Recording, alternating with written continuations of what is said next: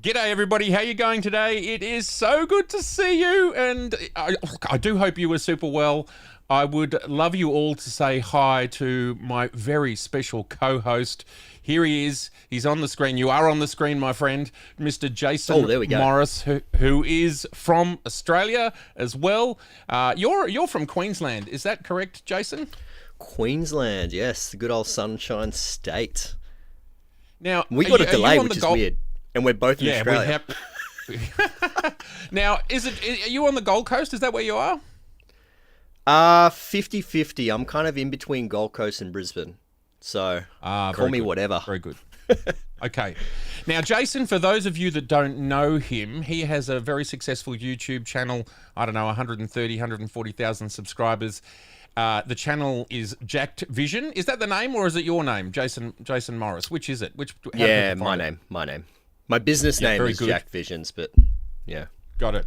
Now I don't know where the idea came behind Jacked. I mean, you know, you're obviously a pretty wimpy looking guy, so I don't know where that comes from. I'm getting some feedback there. That's the live stream coming on. What did I tell you? You're going to turn that down. Now I also want to say my phone just started playing.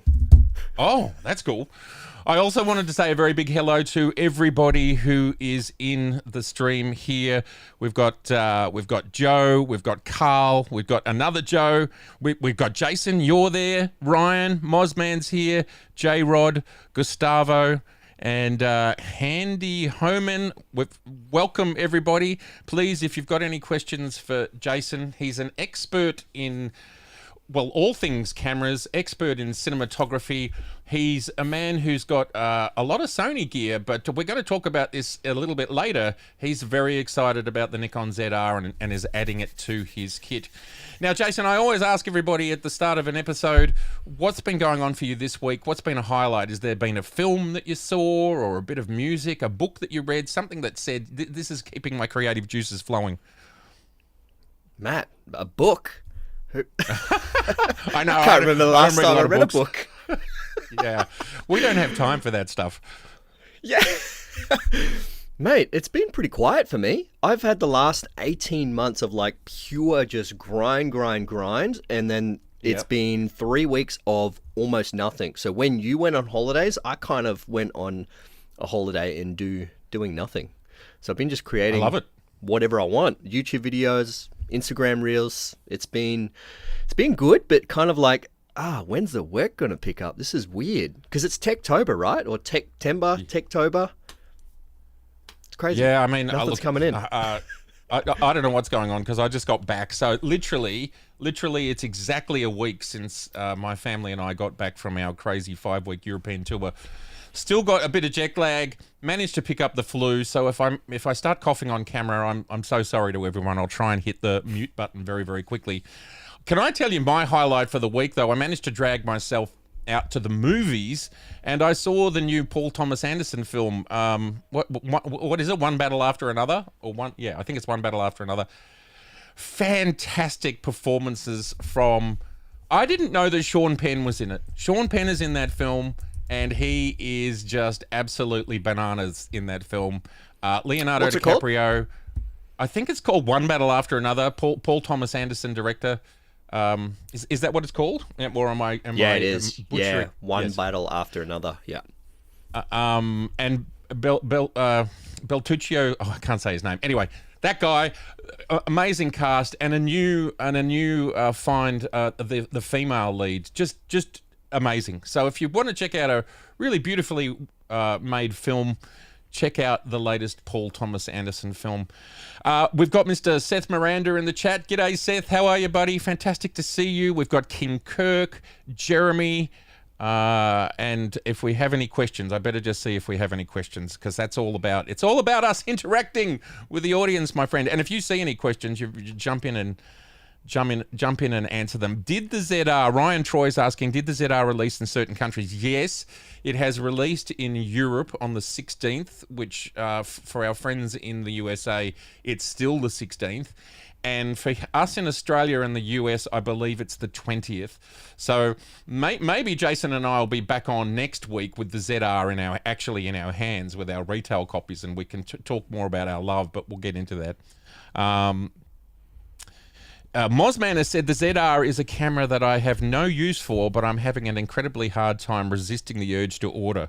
If they release an EVF, it will tip the scales. Yeah, I've got to say, Moz, I would love an EVF, and the fact that Nikon have actually made detachable EVFs before with their V series cameras means they know how to do it. They've done it before. How do you feel about that? Well, look, we're already talking about the ZR, even so I wanted to do it later. Talk to me, Off to the Jason. start. I mean, you've got an FX2. Do you have an FX3? Yeah, no, just an FX2, an FX30, and FX6. No FX3. But that EVF is surprisingly good for photography. I've been doing a lot of photography lately, but when it comes to video, I'm not really an EVF shooter. I'm kind of like a top handle or a side handle kind of shooter and shooting at the hip. So not exactly, but in saying that, it would be amazing if the FX2 was a removable EVF. Like if you have a removable EVF and put it on the ZR, that would be incredible. So we have that choice, right? Rather than you have an EVF or you don't. So it'd be nice. Yeah, to me, it would be the absolutely perfect sweet spot because I can't remember who it was, but straight away when we first saw the ZR, it's like this is an amazing street camera as well because it's so compact, right? It's so small, and it's basically got 95% of what the Z6 III has in it from a photographic perspective, and the only thing it doesn't have is a shutter. But I never shoot my Z6 III with a mechanical shutter anyway, and I never have problems with rolling shutter because that semi-stack sensor is so fast. So, yeah, it's definitely a great hybrid. So, Mosman, you may well, Nikon or a third party may well force your hand by creating an EVF. Anyway, let's just have a look what's going on in the chat. Everybody, don't forget to, QQQ, if you have any questions, hit the like button to get the stream out there. And go subscribe to Jason's channel as well, of course. Like that's critical, which is Jason Morris. Just straight name. Jason, is that correct? Straight name. Straight name. Love it. Very, very good. Now let me just scan through, see if there's any more questions before we move on to the news of the week. Jeremy Bork says he's getting 2 ZRs for his workflow. Seth is saying, man, I thought having 2 New York accents on the stream was tough. Okay. New York? I'm not sure what he's saying there, but obviously we sound like New Yorkers to Seth. Or he can't understand us at all. I think that's what he might be saying. Scott has asked, hey, Jason, use the NPS sticky tape yet? I gave you as a present. Mate, I've still got that. The Nikon Pro support tape. Yep. Scott's from Goldie. Is he a Nikon rep or? No, he just shoots on a lot of Nikons. I think the Z8 or Z9. He does a lot of photography. Awesome work. Yeah, and he just gave me that Nikon tape. Well, welcome to the chat, Scott, and we'll have to get you on the stream sometime to talk about your Z8, Z9 shooting. And King Kirk is telling us the V-Raptor XE is now shipping as well. Are you across the V-Raptor XE? Oh yeah, that looks good. That camera. I had the Komodo X, the pre-Z version. I had the RF version, which kind of sucked because obviously now with the Megadapt, I could use all my Sony lenses on Nikon. That is an absolute game changer. And I wish I had a Z mount Komodo X. That'd be amazing. Or even obviously that Raptor XE. Maybe you'll circle back there one day. I mean, but how about that 8K global sensor? That is absolutely crazy. Now, let's talk about, and because you know a fair bit about Sony, but you actually know a lot about everything. As you've said, you've owned Red before, and you're going to be getting your ZR. But we've basically got pretty solid confirmation of the A7, the A7V coming soon. What are your thoughts about that, Jason? Mate, are we in the same dimension? I have no idea when that's coming, right? Well, I'm been just waiting looking for at that the for rumors. years. Yes, we have been waiting for years. Yeah, literally, rumors. It's hard to know if it's true. I've heard nothing, so I'm not under an NDA, so I can say whatever I want. until that NDA comes. Then I can't say anything. But obviously, I haven't got an NDA, so I have no idea when it's coming. It's if it uses that same 33 megapixel sensor, I would be concerned, because the FX2 just got everything the A7 IV has. And you couldn't imagine that the A7V would be better than the FX2, right? That's an interesting topic. Yeah, and of course, I have the A7 IV as well, and that 33, the current version of that sensor is not the fastest version, and it was interesting to me they decided to use it in the FX2. What seems to be an interesting pattern, not only do we have rumours that the A7V is imminent, but we also have rumours that the Canon R6III is imminent. And in both cases, the rumours are that they're both going to be using the same sensors. So they're sort of saying that the A7V may well have the same sensor as the FX2. And they're also saying that this is a lot of numbers and letters and designations. The R6III may well have the same sensor as the C50, which is 32 megapixels or 32.5 or something. I mean, look, it kind of makes sense, because think about what Nikon's just done. The Z6 III and the ZR have the same sensor. So if you look at the pattern here, and we certainly know that the cost of developing sensors is very, very expensive. It doesn't matter who you are. Canon, they design and develop their own. Sony design and develop their own. Nikon design and develop their own as well. Very expensive to do. So the idea of reusing sensors makes a lot of sense. Would you put any bets on there being an updated version of the 33 megapixel sensor? Like there is rumors of a semi-stacked or version. What are your feelings? My feelings have been crushed as a Sony boy.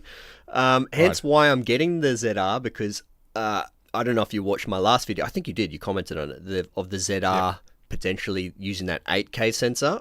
Whew, that's going to be... Yes. Are we going to be talking about the ZR? I really love that camera. Yeah. No, we are going to... I mean, look, we could just spend the whole episode talking about that, but I just thought I would touch on a few other things, because not everybody is into video, and I have some beautiful lenses to show everybody. But anyway, all right. So rumors are strong. The A7V has been sitting in the rumor mill literally for a year at this point in time.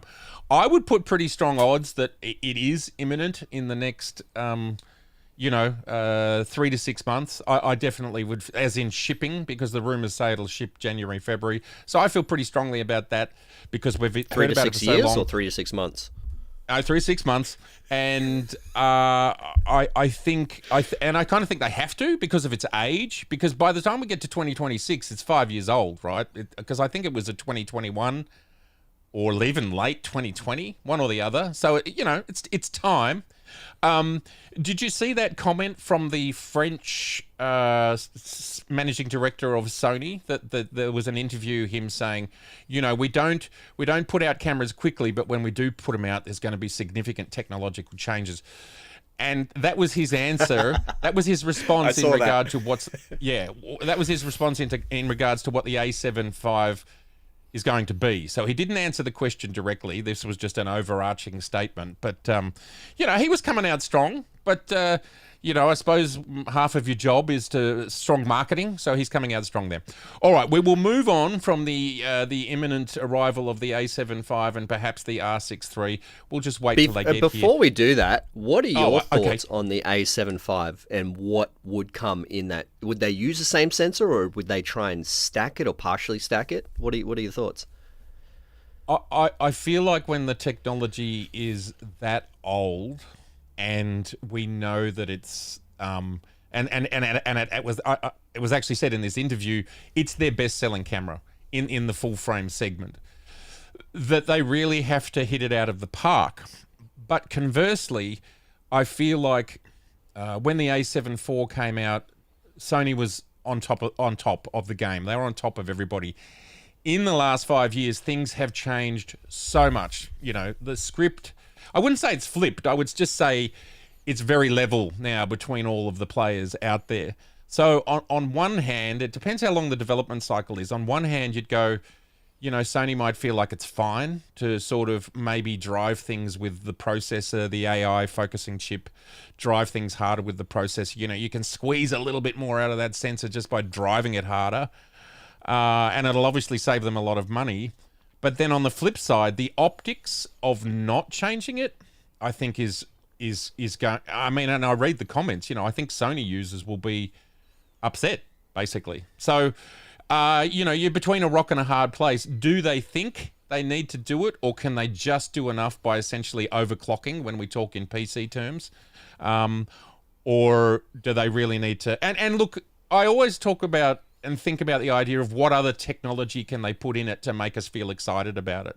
So it's the same sensor, but it's got 32-bit float now, or it's now got 9 stops of IBIS, or, and Sony, or Sony's now got even more bonkers AI than, because they always seem to lead the way when it comes to autofocus innovation.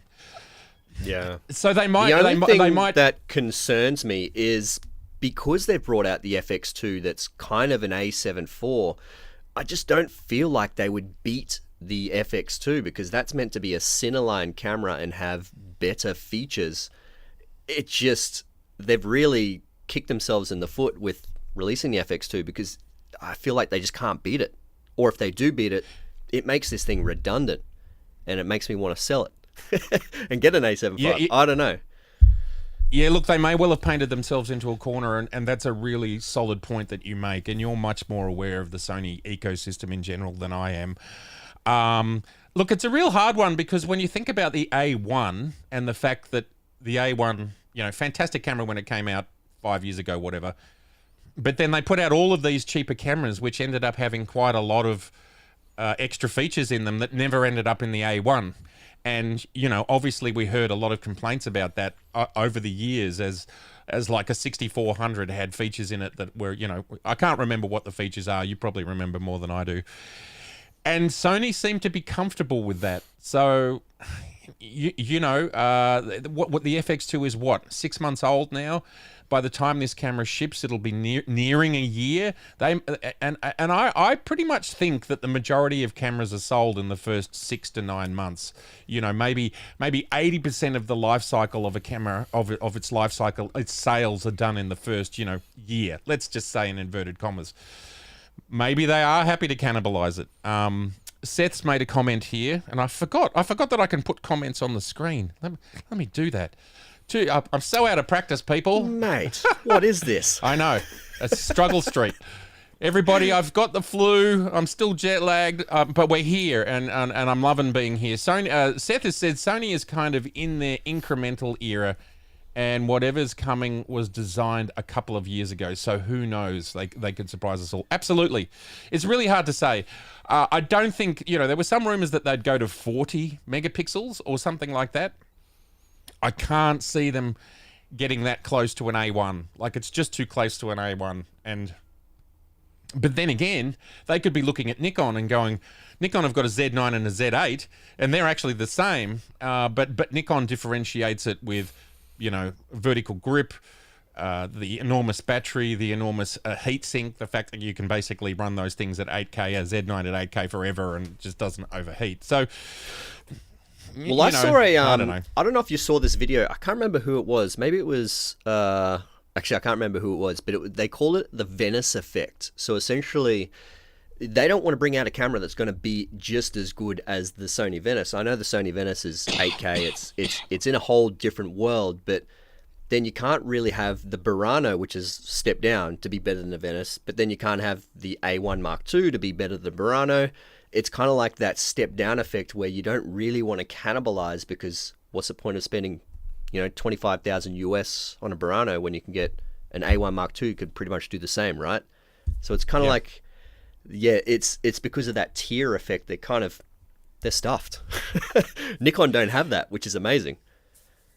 Yeah, it's interesting, and I suppose when we look at Red and the fact that the Raptor XE is coming down closer to, price-wise, like it's 15K USD, and then a Z9, and, obviously we'll have a Z9 too in the next year or two. it'll be sitting at like, I don't know, $6,000 or whatever, and it may well have similar, you know, a lot of similarities about it, but then some of it comes down to ergonomics, you know, like can you put a cage on it? Can you get wired in time code and all the stuff that they want to see on a massive Hollywood set? Sorry, I'm going to have a cough fit in a minute. I can feel it brewing in my chest. Sorry, folks.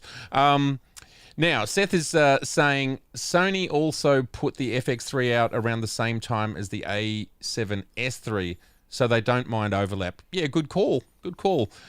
Gustavo has another question, which is, would it be a cinema version of the Z9 II or the Z9 Z8 II will be intermediate product between the ZR and the Red? Great question, Gustavo, and I think that's kind of what I just said. Let me read... My brain is not working. Let me read that question and comprehend it. Would what be a cinema version of the Z9 II? Oh, when I was talking about the ZR8, I think. Oh, potentially. Yeah, cool. Yeah. Well, I mean, I reckon we should speculate about ZR8 at the end. Yep.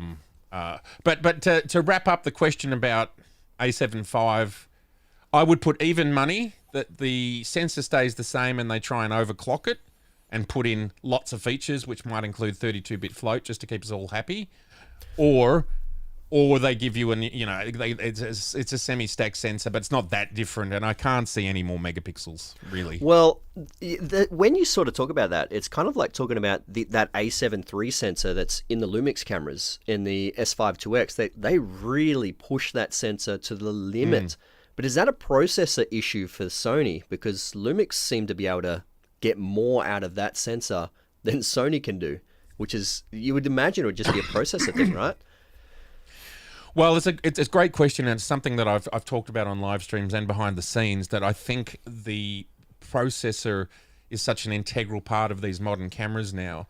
And for the best of our understanding, what we're seeing is Sony and Canon are both adding co-processors in order to get more out of their cameras. So in both cases, they've added an autofocus. So both Sony and Canon have added autofocus co-processors to make things better. Whereas what we see Nikon doing is, you know, when Red was sold, Jim Jannard came out and said, Nikon just has done unbelievable work with their processor. So this is the Expeed 7. And one thing that I can see with the Expeed 7 is it seems to be very relaxed. It's a very relaxed processor. It doesn't feel like it's being overclocked. And where we see examples of this is Z9, Z8, and now ZR can just sit there running freaking raw codecs, doing whatever, and they don't overheat. Like, I don't know whether you've done any overheat testing on the ZR, but lots of people have done it now, and I did it when I first got it. The fact that I was able to shoot Red RAW 6K 24 frames for a full 2 hours. The battery died just before 2 hours. Zero sign of overheating. Now, it's 20 degrees here. It's not super hot, but other people have done it. Like Matt Granger just did testing in the sun in Hong Kong, where it's like, as he said, it's 30 degrees every day, and he had these amazing results. So part of that is the processor, and there's no co-processor. I have every expectation that we'll have an Expeed 8, and if we think about how these processors are made, you know, think about what Apple is doing. They're using, you know, I think the M5 is now the 2 nanometer process, right? Which I don't know how much of a computer nerd you are, but the lower the nanometer, the smaller the die, the less power and less heat is created. So if we think about Expeed 7, it's probably something like 6 or 7 years old, because the Z9 is now 4 years and you've got to develop it beforehand. So it might be on like a 5 nanometer process or a 7 nanometer process. And now they can jump to like, maybe they won't go to 2 nanometer because that's bleeding edge, and Apple buys, you know, they buy up all of the factory time to produce their chips first, and they just cut everybody else out. But even if they go to 3 nanometer or 4 nanometer, we're getting economies of, you know, not economies of scale, but much less power usage, much less heat, and much more clock cycles, because you can fit more processors on it, because you can make it larger, or, you know, whichever way you choose to take it. I know I've gone off down a rabbit hole there, but I do think to sort of, you were saying Sony seem to have problem overclocking their chips. I do think they need to make a new central processor for their cameras, is what I'm saying there, because I do feel like when we look at all of this information that Nikon have really innovated with the Expeed 7, and I think the processor that the Sonys are using now is pretty old, right? Is it the Bion's XR or whatever it's called? Yeah. So maybe the A7V will be the introduction of a new processor, and then then what you said with the Panasonic might be more easy to make that happen, because they've got a better chip. You just never know, but I certainly feel because if you think about all the things these cameras are running now, like I don't know if you have any of the cameras that have internal digital zooming functions, like I think the 6400 has, the Sony 60. So this is the capacity to zoom. Like I don't know if you've ever played with a Z8, which is you can shoot in 8K, right? But if you shoot in 4K, it's got this thing called high-res zoom, which means you can zoom into the sensor whilst you're shooting, rather than do it in post. If you know you want this zoom. Oh, okay. Yeah, Sony call it clear image zoom. Yep. There you go. And so you can basically, go from 70 mil on your 24 to 70 out to 140 mil field of view equivalent, because you've zoomed from full frame to, in 200%, because that's what 8K to 4K allows for. This is doing this live in camera. You cannot see, like they are processing that. However, and remember, it's a moving zoom. So they've got to do these calculations of this moving zoom, and they're doing it in camera, and it's beautiful. It's seamless. I don't know if you've had a chance to play with the 28 to 135 f4 power zoom from Nikon. Yeah. And I don't know if you played with the fact, I'm just going to take this comment off the screen. I don't know if you can join the power zoom and the high-res zoom together, right? You can couple them together. Seamless. So this thing becomes a 270, you're shooting 4K, it becomes a 270 mil lens, and you cannot see the difference between the optical zoom and the digital zoom, and that's how good their algorithms are. So I don't know. These are the things that we just see, right? And this has got to be done in camera, on the fly, processing it. You've got that vision straight away. And if you think about doing a zoom on your Mac, we do a zoom. It's got to render it. So, yeah, I think these are powerful processors that are doing it. Is there any autofocus problems with that zooming? With Sony's earliest iterations, you couldn't have eye autofocus, but I think literally this year or something, you're able to have eye autofocus with that clear image zoom now. Is there anything like that in the Nikons? It's funny you should say that, because it was exactly the same thing. When you were using high-res zoom, there was no box. So it was still finding the face, but there was no face box for some reason. Just in the latest Z8 3.0 update, just like Sony, they've now added, so you actually got you actually know what it's focusing on. So isn't that interesting that they both had the same thing that they were working through? And that will be about processing, because not only are you zooming in camera on the fly, as in digital zooming, but then you've got to process, putting that up on the screen, and we don't know how we do that. Now we've got a few questions and things coming in here. Seth has said Sony needs new processing if they want to push their global shutter farther along with IQ. Only way it can evolve. Yeah, yep. Look, I've never had the pleasure to play with the A9 III, but fair enough. We've got Joe saying, Jason, do you see any issues with the workflow for you having both Sony and Nikon on the one shoot? Great question, Joe. Yeah, that is a really good question. To be honest, no, because as long as you're filming in 10-bit codec, you can pretty much tweak the colors to be almost identical to whatever you want. It's only when you're starting to work, or when we used to work with 8-bit, is very difficult. But now, obviously, even if you have the 12-bit codec with the R3D RAW, you have way more flexibility in that, and you can tweak the colors to however you want. And then, like I said, with the Metadata, I can actually switch between the ZR and the FX2 or FX6 and just have both lenses, different resolutions. It's becoming pretty much seamless now, which is great for Sony shooters because you can just add a Nikon body to your kit and it's almost like a Sony body. Or it's great for Nikon shooters because they can buy a whole bunch of third-party Sony lenses and it works seamlessly as well. Yeah, that's very cool. I mean, the E to Z adapters, and there's quite a few of them out there now from Viltrox and various other brands. And I mean, you know, even I've got, I don't know, 4 or 5 Sony lenses because I bought the original Sony A7R back in the day, which I still have because I thought mirrorless sounded really interesting, and I collected a few lenses over the time. And the fact that you can do that, and let alone it's first-party lenses, but it's, you know, how many squillions of third-party Sony lenses are there? So it's a really interesting universe when you can just sort of interchange between Sony and Z mount. BT Hathaway. I've been shooting Sony FX for a while now for video, Nikon for stills, but given the $2,200 price, I'm picking up a ZR and will start to consider Red for my future camera purchases. Well, there you go.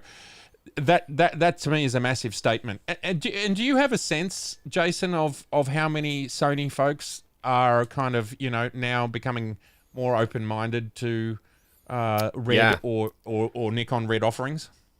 100%. Well, I've made, maybe 3 or 4 ZR videos, and I've just been preaching the ZR because we are able to switch all our lenses over. Like, it's just seamless. But it seems like Sony have come to a point, hey, look at that, Z Cinema. It seems like Sony have come to a point where they're not really innovating as much as they used to. But whether that means that they're going to come, you know, pretty hard in 2026 or 2027, that's what we're just going to have to find out. And then it's going to change the game again, right? Yeah, we just don't know. And, you know, any of the companies can surprise us. And I feel like, yeah, well, I don't know what I feel like. I mean, in my opinion, it just seems like Nikon have the biggest ceiling to reach. Like, it seems like Sony have sort of hit the ceiling and they can push a bit further. But it seems like Nikon are just scratching the surface, which is obviously extremely exciting. Yeah, well, I totally agree with that. There's perhaps a little bit of ticking on your microphone. I'm not sure what's going on there, Jason. I don't know whether it's... can anyone else hear? Just let us know in the comments whether you can hear any ticking when Jason talks. I don't know what it is. Yes, and this is what I was circling back to the Expeed 8. Whatever the Expeed 8 might bring us, you know, I just have feelings that it's going to be a haymaker. Like, I think it's going to bring a lot of power. So I feel like Canon and Sony, they really need to get new processors out because it's the Digic X for Canon, I believe, and that's also been around a long time, and they've also got the co-processors going. We've got Gustav asking, Matt, it would be interesting to test if the ZR design is able to dissipate heat better than the Z6 III. Yeah, great one. And I will run that test. From what I understand, the internal design is absolutely different. And Rishi explained it really well, I think in the video we had together, or maybe a video I watched that he did. I can't remember. But the fact that it's got that big screen means that it's got a big piece of metal behind that screen, which is a heat sink, but also it's got a different internal design. So I believe I will get better results. But the other thing that I can't stress enough, and this is something that was talked about a lot behind the scenes between Rishi, Seth and I, was you must have the right card. Not all memory cards are made alike, and especially when it comes to CF Express Type B, I can't speak for A as much because I only have about 4 or 5 CF Express Type A cards, but I have an enormous array. I probably have like 30 Type B cards at this point, and their thermal properties are not the same. So just because your camera or card are overheating, don't assume it's the camera's fault. It may well be the card's fault. So make sure, and look, it's hard because as I talked about with Rishi, the manufacturers don't supply, there's no standard for heat. So there's no rules around heat. We certainly have a standard when it comes to speed. cards that are rated for 8K, 4K, whatever, but there is no standard around heat. Some of the manufacturers talk about great thermal performance and great thermal, the coding around thermal that they do. So I would certainly lean towards the one that you think are making genuine statements there. But getting the right card, if you're trying to push any camera, any brand, is super, super important. Okay. Now, before we go into any more questions, I'm quickly going to talk, because we're going to just dive into ZR and all of that. But I wanted to show everybody this guy, because this guy is so insane. This thing right here. This is the Laowa, and look at this lens cap. It's as big as my head. This is the Laowa 200 f2. Absolutely ridiculous beast of a lens. Jason, have you played with the Sony version or the Sigma version or is there a Sony version? No, the Sigma version or this version? No, I've only played with I've got the what brand is it? Viltrox 135 f1.8. That's pretty much as wide as telephoto I've gone. Yeah, that's beautiful. How big's that front filter thread? That looks like a 85, is it? I think it's like a 92. It's huge. Damn, it's huge. Yeah. Is it written here somewhere? It doesn't seem to be written. It'll be on the lens cap. Sorry. Man, is that saying 105? It might even be saying 105. It certainly says 105 on it. So is that reading? Can you see that? Yeah. I don't know. Anyway, it's big. So I've only had this for about a week, and I've been obviously back from overseas and haven't had a lot of time with it. I've spent a little bit of time with it. I'm pretty amazed by it. The thing to think about is it's heavy. I think it's 1.8 kilograms or something. So when you throw that on a Z9, then you're talking 3 kilograms, and when you throw it on a Z8, you're talking 2.5 kilos. So when you give it a shake, does the elements move inside? There's no VR in it, so I don't think so. No, nothing at all. Yeah, so the Viltrox 135, you shake it and it's like, you can kind of hear it buckle around. Yeah. Does it have VR? It doesn't, I don't think. No, it doesn't. Yeah. No. Yeah, I'm not sure why it does that. Mine does that, and I was actually just talking to Mozman, and his did that. So, yeah, I don't know. There's some magic they're doing there. Must be some sort of... Actually, there's a couple of Sony lenses that actually do it too. Some of the new ones. But maybe...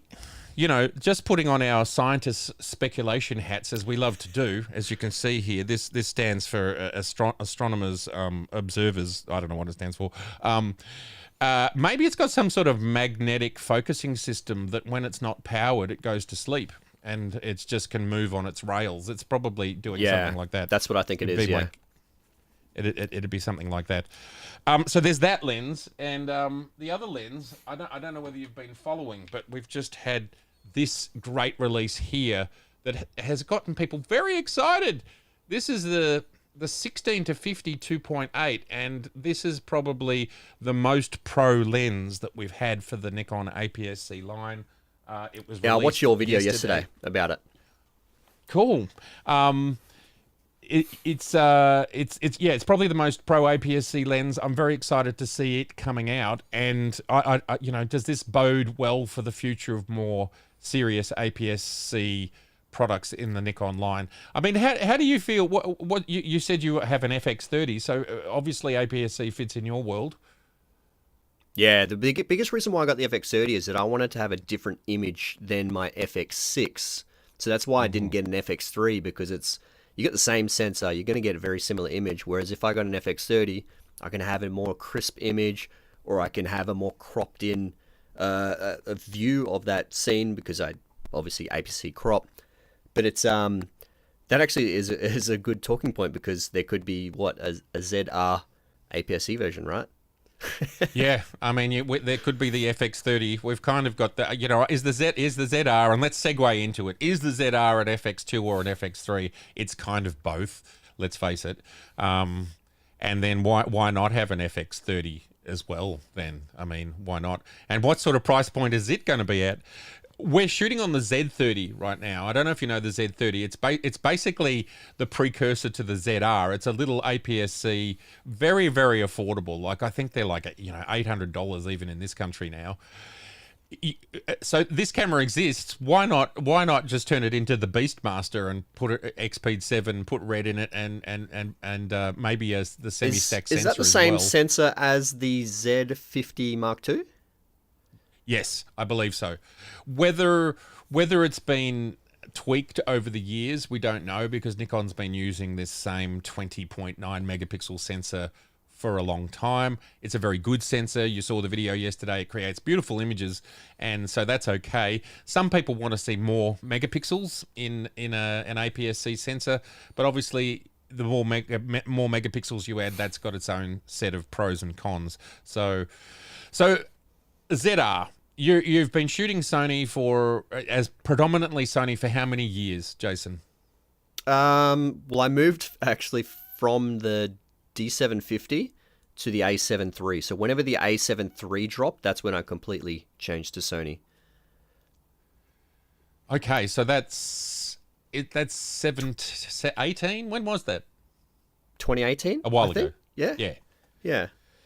And so here we are, 7 years later, and you know you've probably got 10 plus Sony lenses. You've got a number of Sony cameras. And here you are going, I'm gonna jump. Well, no, you're gonna add. Sorry, you're gonna add. I'm jumping ship. Well, no, you're not jumping ship. That's incorrect. Sorry, Matt. Bad, Matt.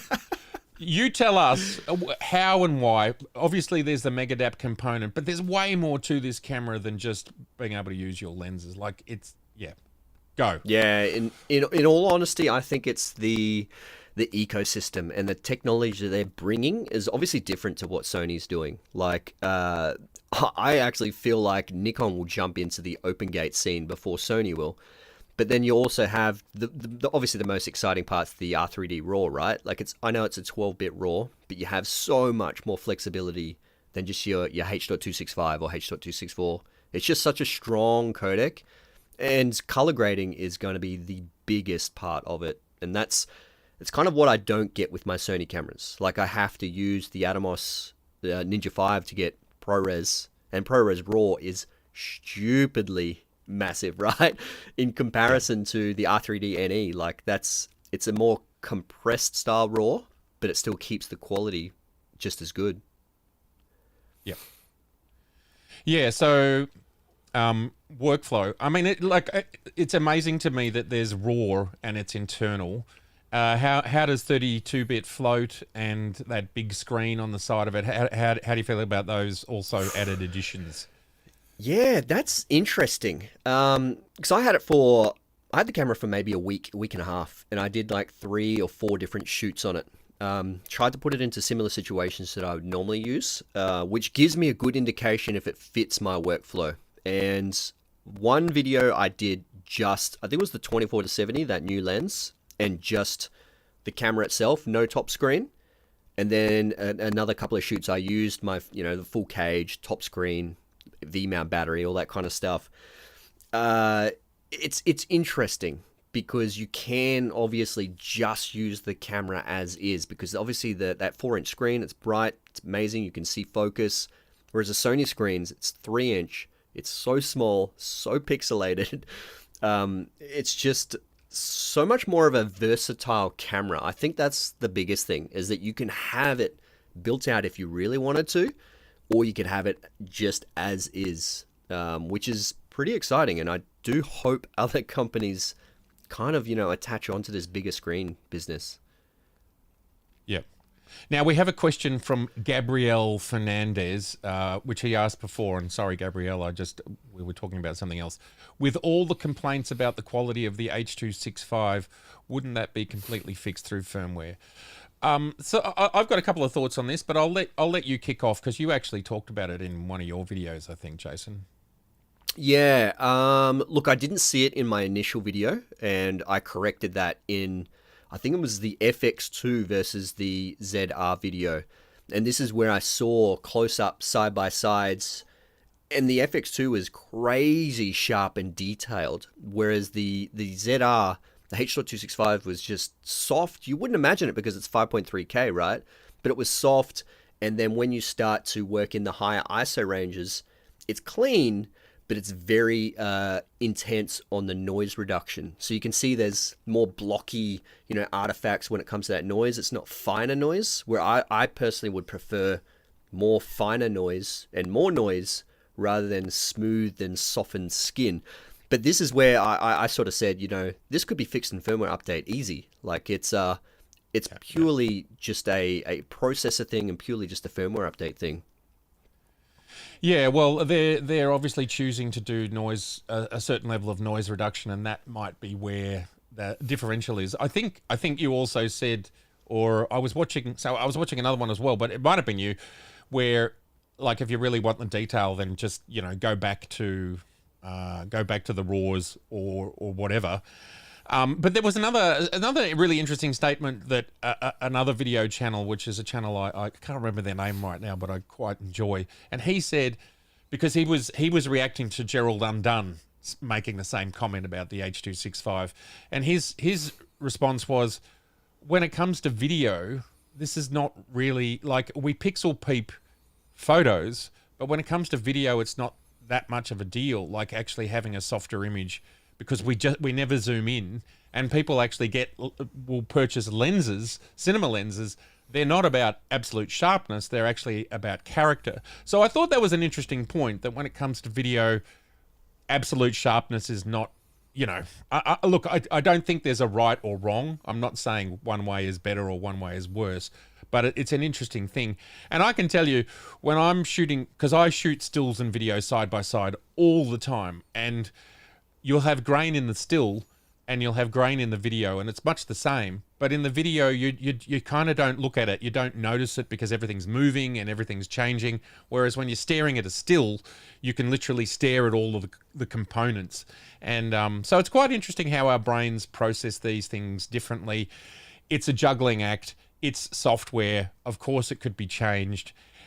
The interesting thing is that this is I would say, the entry level ZR camera. This is the entry. So they're giving us a starting point.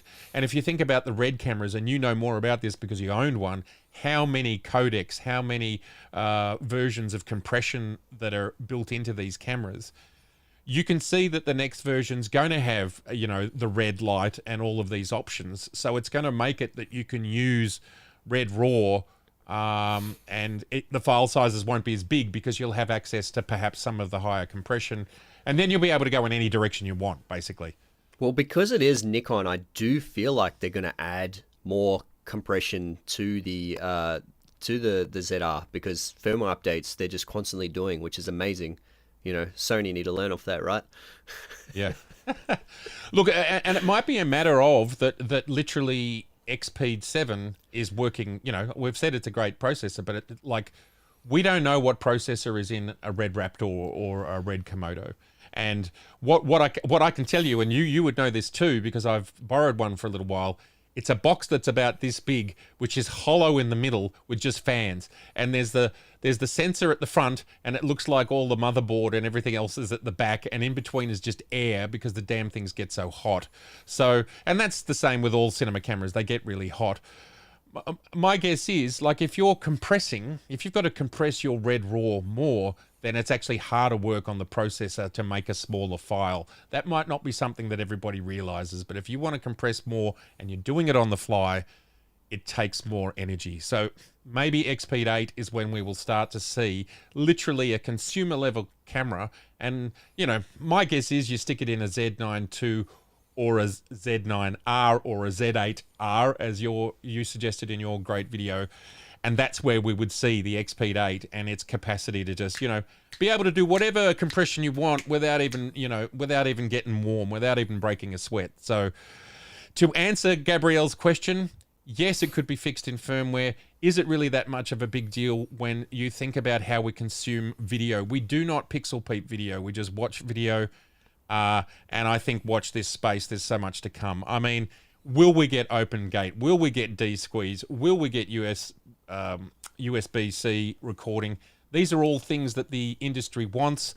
Nikon talks a lot about the fact that they listen. They do listen. We've had astonishing firmware updates for Z9, Z8, ZF. I'm putting even money that stuff's coming. I mean, I don't think you can have a cinema camera without D-squeeze, and I don't think you can have a cinema camera really without open gate. So I feel like it's a fait accompli. It's just a matter of when. When will it come?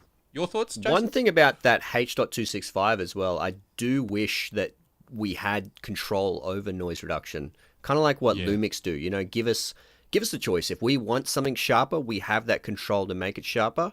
If we want to make it more, obviously, denoise, then we have that control. That would be nice to see. Yep.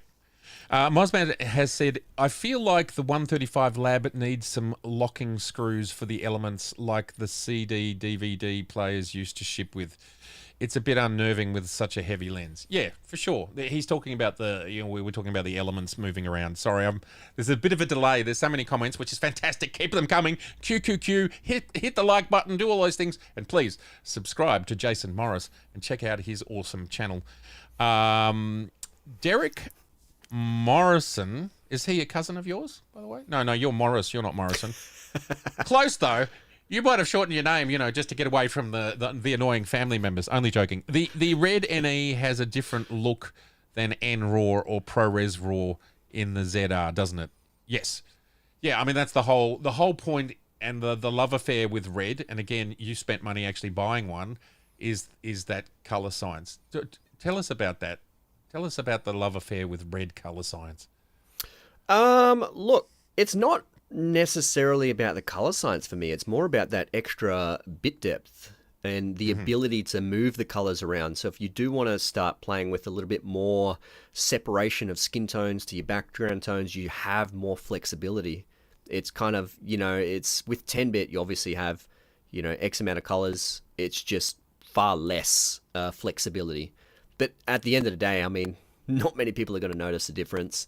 Like if I said I'm using a Red Komodo X, people would just have to believe me, but it's you as a creator has more flexibility. And I guess that's the differentiating fact with, cinema cameras. They have more control, more flexibility than these prosumer cameras that we have.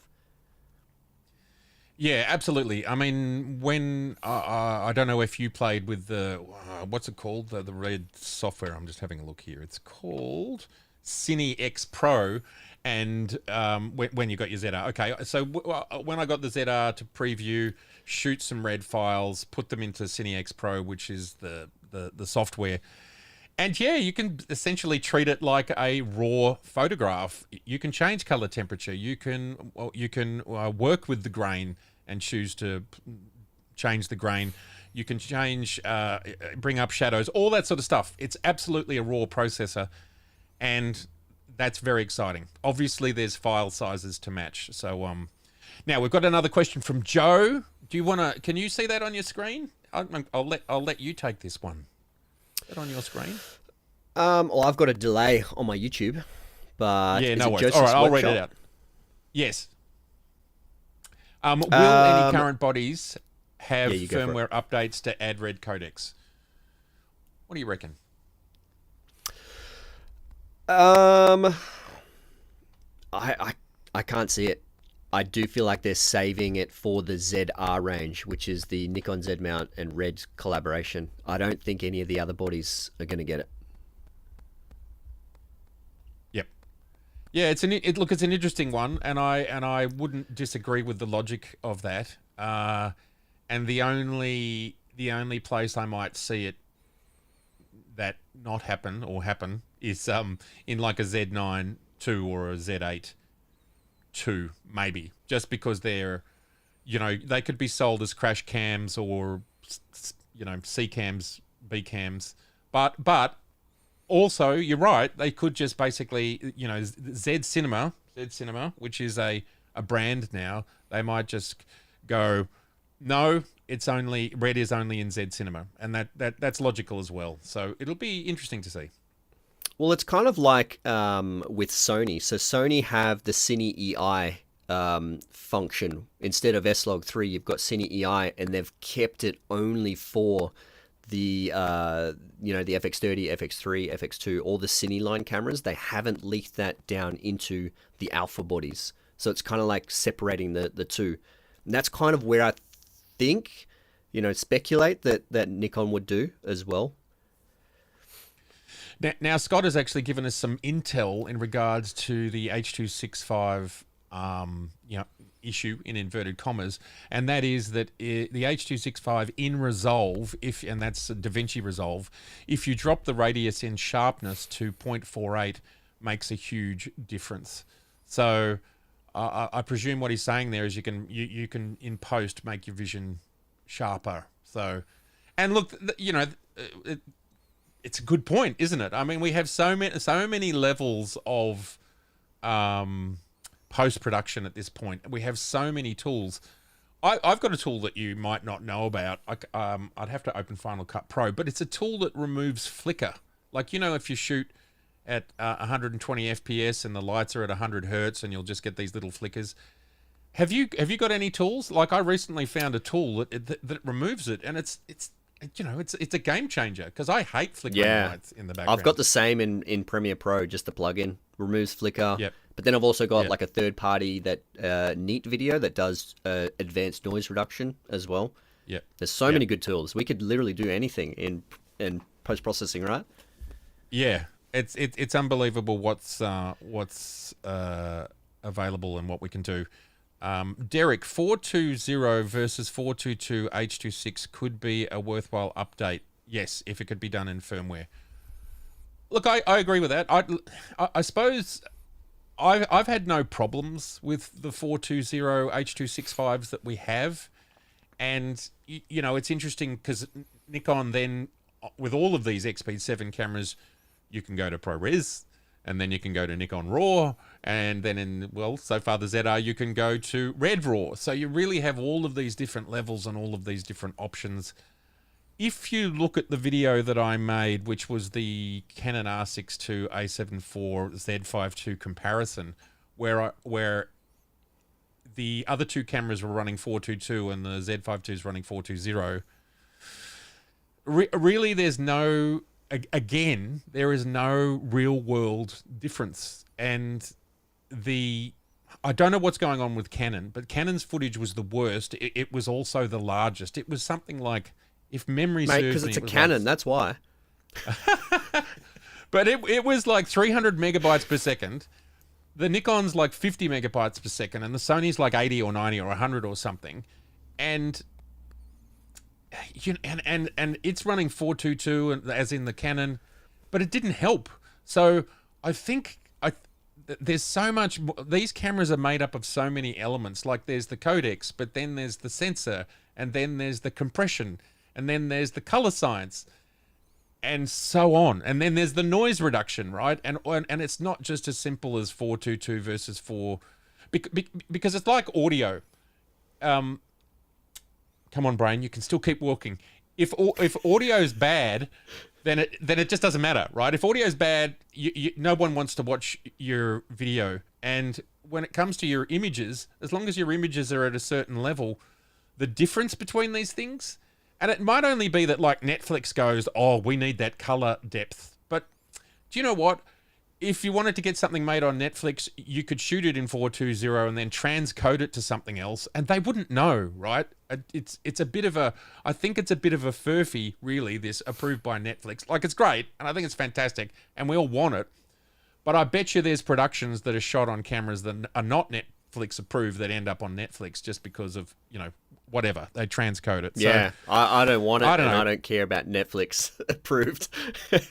Actually, that's one thing about the H.265. The reason why I didn't see it in my first initial review is that I wasn't doing close-up and analyzing the pixels. I was doing a lot of wide shots, a lot of mid shots, and it looked incredible to me. So it's almost like you go a little bit too far when you start pixel peeping. You got to look at the whole image, focus on, obviously, talent, storytelling, lighting. Everything else is so much more important than these little pixels. Well, and we genuinely don't consume video in a pixel peeping fashion. Like, there is no use case where that's how we consume video. No, I get my magnifying glass and watch movies like this, all right? Yeah, I love watching the corner of the screen, just that bit, you know. Forget the narrative. I just want we all get my point. There's so many great comments. I'm so sorry I'm not keeping up. We've got a statement here from Cam Attree Photography. Different compression options is definitely something I would be keen to see. Yes, we would love to see more compression options for the ZR. Gabrielle saying USB-C recording would be appreciated. From Craig C, we've got a question. How much would you... Sorry, let me put that on screen. How much would you shoot R3D versus H.265? What is the use case that calls for red and its larger data? I'll throw that to you, my friend. Yeah. Look, I would obviously be picky and choosy with whatever job I'm on. Something that has a lot of mixed lighting, that's where I would, take big advantage of that raw codec, because, when you start adjusting that white balance in post-production, it's so much more accurate, especially when it comes to separation of skin tones and background tones. That's massive, because I shoot in a lot of gym situations where I can't turn some lights off and I need to bring my own lights in. Already there's a color difference between the lights, skin tones get a little bit whack. But even, if a cloud goes over the sun, right, it changes the white balance. So you kind of like in between shoot have to adjust that white balance. Just having that raw codec is good in those situations. But for me, that's why I really want a nice H.265 or H.264 codec. So YouTube stuff, Instagram stuff, small client work can stay that, and it's just that big stuff would be the raw codecs, right? Yeah, and just circling back to the 422 versus 420, 420 is obviously smaller and still looks pretty damn good. So there's advantages in just like I used to shoot everything in 8K when I only had a Z8, right? It's because I wanted to be able to pan and scan and zoom. And then when the Z6 III came out and I've got 5.4K or 6K, it's suddenly my file sizes were half the size. It's the only camera that I use now. I very rarely use 8K. So file sizes are a big deal. And if you're talking about 50 megabytes per second versus 100 megabytes per second, you are literally recording twice the data, but effectively getting the same outcome when it comes to YouTube, social media, almost any application.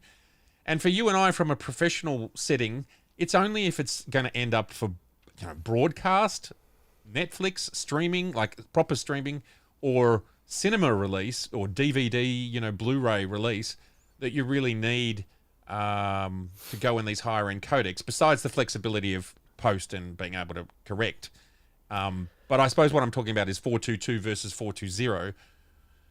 Is like I've never hit a wall with 420 where I'm like, I can't adjust or I can't get the results out of it.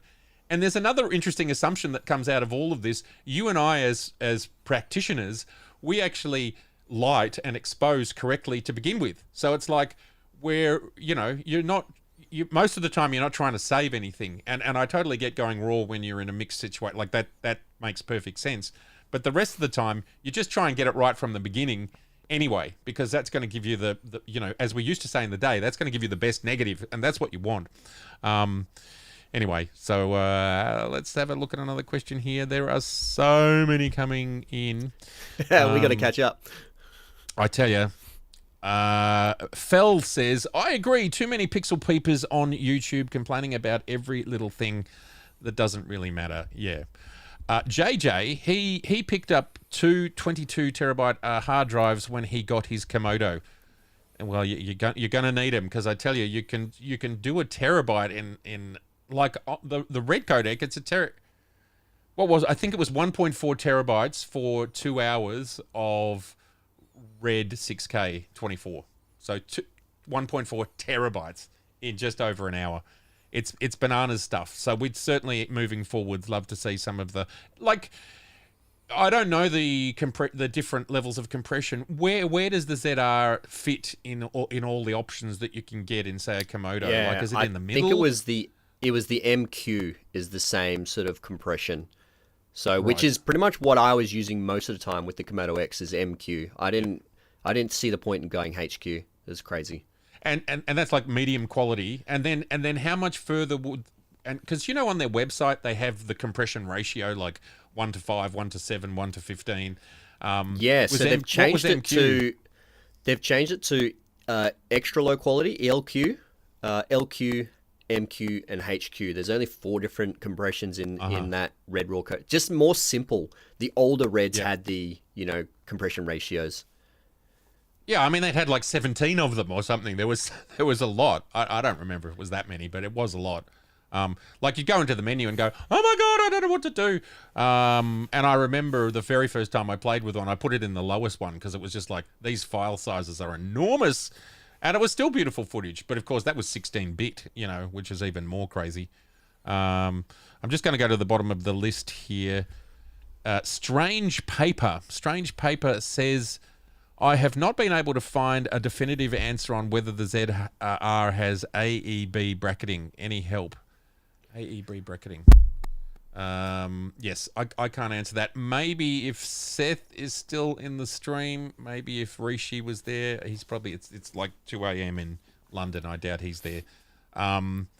Sorry, don't know, but we will both get our copies soon, hopefully, and we will answer that question in upcoming videos. Sorry, I just comment.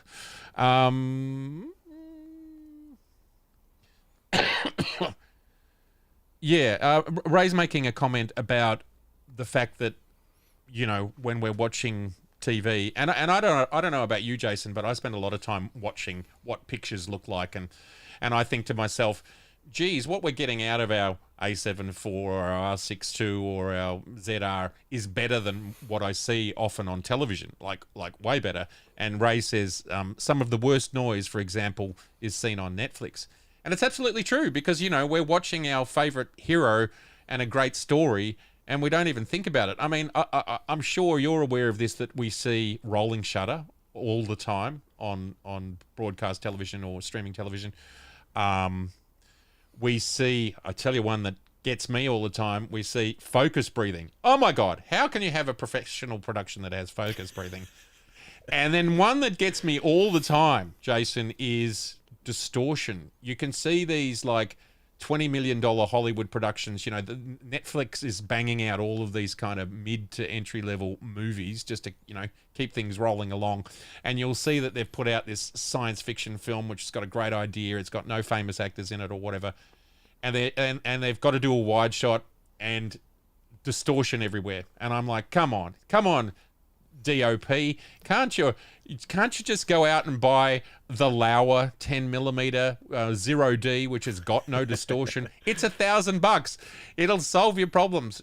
Do you know what I'm saying? So honestly, the way that we complain and nitpick all of these things, yet you go out there and someone's making movies and they're making money and we're watching them. I think sometimes we go a bit overboard, don't we? Well, I think there's is it the RE Signature Primes? Some of them have pincushion distortion, which I know a lot of people hate, but they're crazy expensive lenses. Which is I keep mentioning that in a lot of anamorphic videos. It's like, there's a lot of very high expensive lenses have pincushion distortion.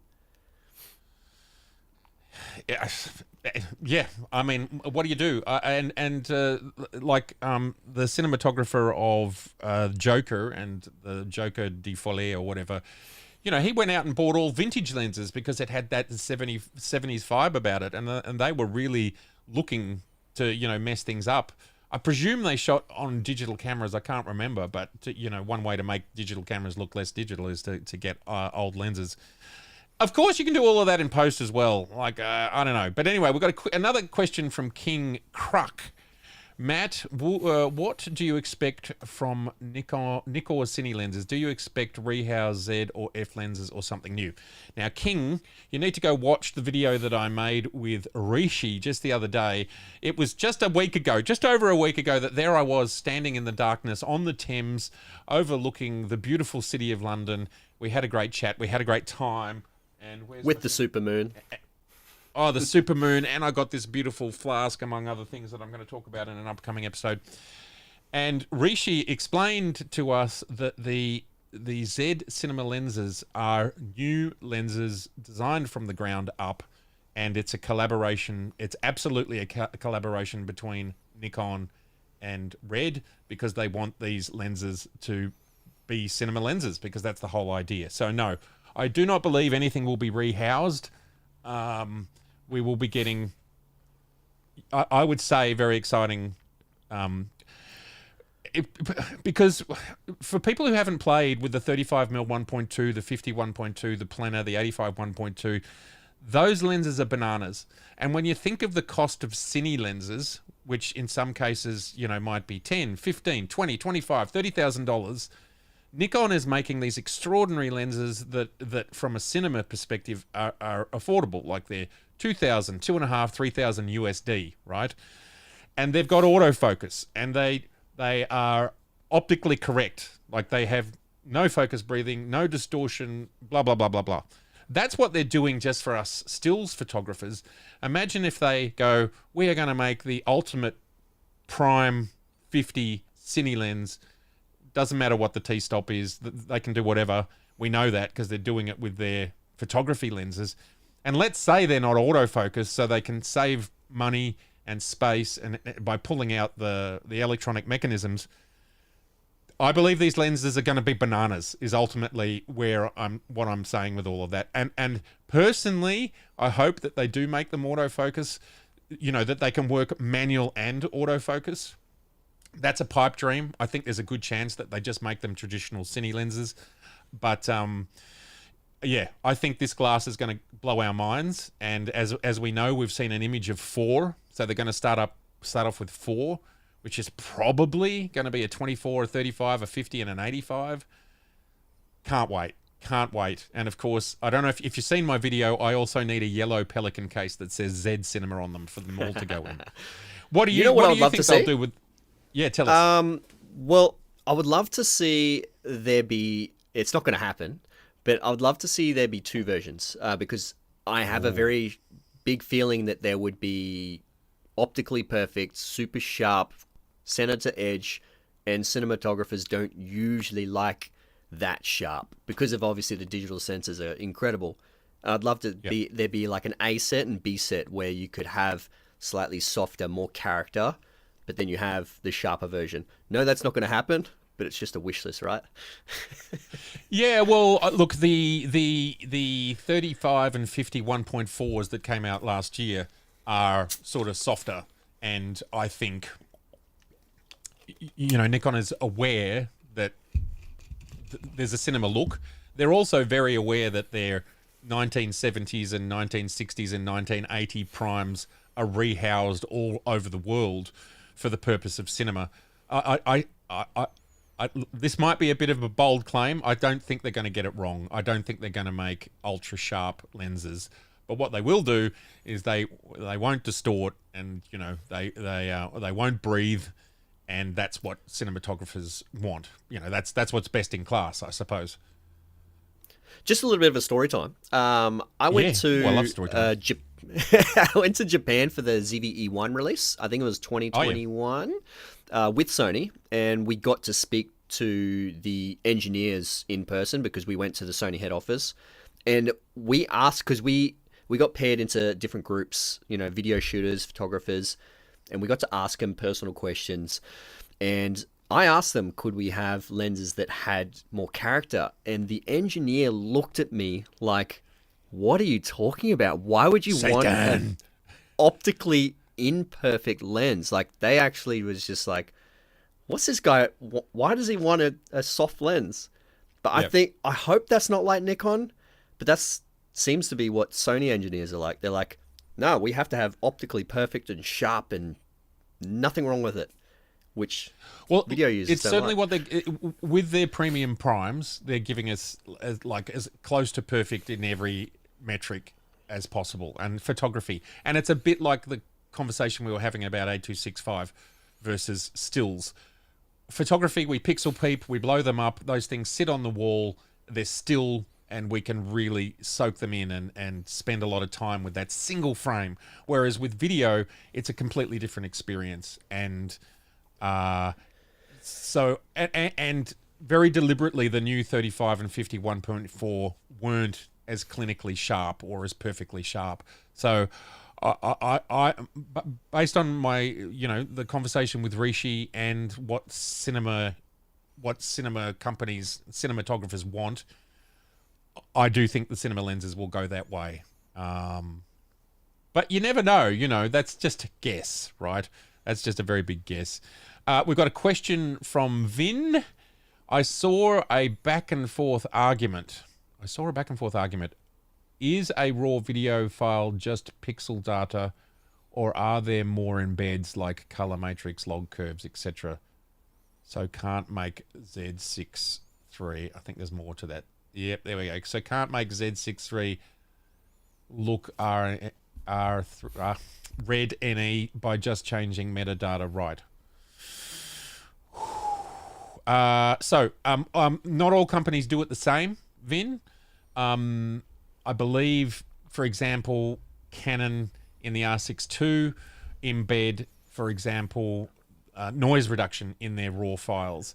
But not only do I think each company does it differently, but I think different cameras do it differently. I also think different codecs within the cameras do it differently. So there's no one blanket statement there. What the manufacturers are doing are they're trading their sensors noise performance versus how bright do you want to go versus sharpness versus their color science. Every time they make a new sensor, they have to sit there and tweak, and there's probably 25 data points to get a file out. A lot of it, like brightness, noise, so on, like a ton of them. And it's always a cocktail, which they can obviously tweak.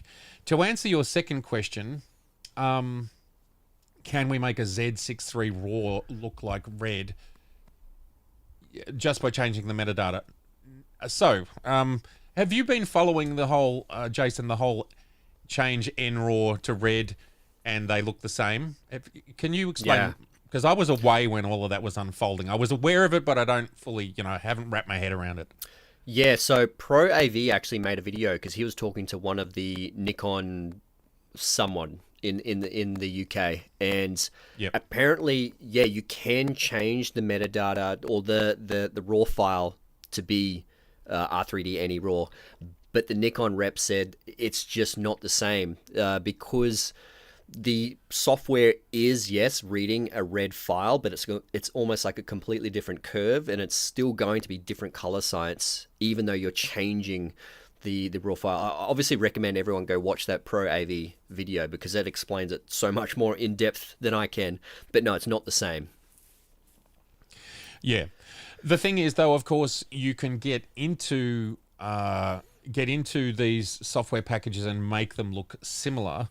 But whether you can you can make them look similar enough. I would say that in real terms, you're not going to know for sure. the difference. Yeah. So I think the answer is mostly yes to your question. What else have we got going on here? Oh my God. Peter, Starbase 218. Welcome, Peter. Great to have you here. Starbase. About the Laowa filter thread, any 200mm f2 lens has at least 100mm front filter thread. There you go. So, yes, it is a 105, which is enormous. Absolutely enormous. And it's got the weight to go with it. So thank you for that, Peter. He's done the maths for us there. Wayne Mattox is saying, re the 1.4 lens, I thought about that when they were launched. It was more for video use than photography. Yeah, look, I mean, they're affordable lenses. They're obviously faster than the 1.8s, but they're different, and I think it's horses for courses. FYI, the video that I shot with Rishi down on the Thames was shot with the 50 1.4. And again, in video, it's nighttime. Nobody cares. There's no, at the end of the day, what we're more interested in is what are we talking about, and what's the story and all that sort of thing. So, I really think for video, you can certainly have a wide-ranging array of lenses. And if you're someone like, I don't know, David Lynch, bless him, he's now passed on, and various other famous directors, they will deliberately go and find lenses and ways of making expression through having images that are not traditionally perfect. They will try and mess things up deliberately for us. And as I've talked about in the past, I love a dirty frame. Don't you, Jason? Yeah, well, actually, another story time. I went to a Greg Fraser event where he was doing like a little bit of a talk, and he was explaining like a couple of movies that he was filming, and he did June and June 2. With June 1, they used anamorphic lenses. The director hated the image, and obviously Greg Fraser's like, no, I love anamorphic lenses. So number 2, that's why Greg Fraser chose what are those Soviet lenses that are rehoused? Yeah, so that's why he chose that. So it still has the character, but it doesn't have the anamorphic vibe. It was kind of like the in-between of what the director wanted and what the cinematographer wanted, which is interesting. Nice. And here you have like a $250-350 million production, and they're digging up old Soviet lenses, like, I don't know which they are, Zenit lenses or something. And it's not about optical perfection, and I absolutely love that. Very good. Well, yes, Anthony says we can just didn't film directors used to put Vaseline on the lens? They certainly did, just to make us all look better. Sir, is there anything else you want to talk about? I don't know if you realise, but we've been going for almost an hour and a half, and that has just flown past absolutely like crazy. Time flies when you have fun, right? Absolutely. Any more questions in the comments below? Please do let us know what, how are you feeling about all these new products, all these new lenses? And of course, you've got to give a big thank you to Mr. Jason Morris.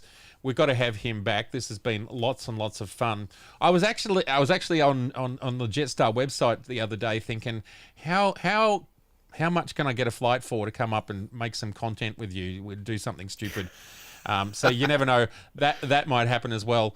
You could take me to one of your gyms and give me a heart attack. That'd be pretty funny. We could make a video about that. I'll take you for a drive on my Mustang, all right? Oh my God, that sounds amazing. You've got a Mustang? Yeah, I only just bought it like a month ago, so. Tell us about the Mustang. Good. Oh mate, it's beautiful. It's an older version, so it's not older, but it's a 2020 model. But it's obviously 5-liter American muscle. Absolutely love it. Okay. Green Beast. I actually bought it from Melbourne, and I drove it up from Melbourne to Brisbane, which took like 20 hours. Yeah. 2020 Mustang Green. I'm just Googling. Oh my goodness. It's that? I've got to show everybody. That is crazy bonkers. Is that gonna be in videos or what? It's been in a couple of videos, but like not right there. It's kind of like bits and pieces. I'll make a video about it one day. So it'll come up in about 20 seconds. But is this what we're talking? This beast here, a 2020 Ford Mustang, 5-liter, 14 liters to the 100. Yeah. So you spent a lot. You spent a lot on fuel to get it home. Yeah. You drive from one fuel station to another, right? How big's the tank? Oh, I think it's like a standard 60 or 65 liter tank. Yeah, nothing crazy. So you're only getting 400 Ks, and then you got to pull over again. Well, funny story.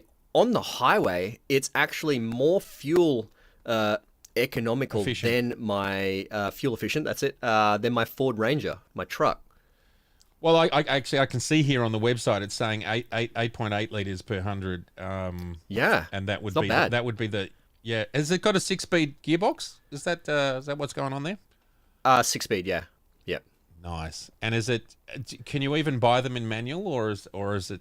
Yeah, mine's manual. Yeah. I'm definitely not getting an auto sports car. That's. And I presume it's rear-wheel drive. I presume, like you can't have front-wheel drive with a Mustang. My fuel economy's like 20 liters per 100, 25. Around town when you're just going shopping, you're just flooring it everywhere. No, I'm a good boy. See that halo up here? Yeah, I can see that. Well, yeah, next time we'll have to do Mustang Sally. I'm gonna turn the Mustang down. That's so cool. Well, Jason, I have to say a very, very massive thank you to have you on your inaugural episode of JamPod. We're going to get you back, maybe when we've got our ZRs in our hands. When do you think you're going to get yours? Hopefully soon, but not too soon because I go to China next week. Oh, what's going on in China, or is that top secret? No, just actually going to the Sirui factory to have a look at their lenses. That's funny. Yeah. I was thinking about asking them if I could go to the Sirui factory because they're sending me the new 35 1.4 Cine lens. That's exciting. Oh, so they do let that happen. Yeah, Wow. yeah. Well, I think they did it once before with someone in Europe. But yeah, they the French Cine channel. Yeah. So they want an Aussie version, right? That's so cool. Well, we'll definitely have to get you back when that's done. So that's next week. You're there. Next week. Oh, but also South Korea. We're going to South Korea as well, just for a bit of holiday. Nice. All right, mate. Well, it sounds like I won't see you next week because you're busy, traveling. I mean, whoever gets to travel. I'm only joking. You have a bloody great time. That's just so awesome. Thank you again. And I wanted to say thank you very much to everybody in the chat. It's been so amazing to have you all here. Please do hit the like button to help the stream get out there and go jump on Jason's channel. Jason Morris, YouTube, Instagram. Give him some love. It's been awesome, man. You take care, and we will see you very soon right here in this space. Yeah. Bye, everybody. I'll Thanks for having see me you on. next week. It's an absolute pleasure. Bye.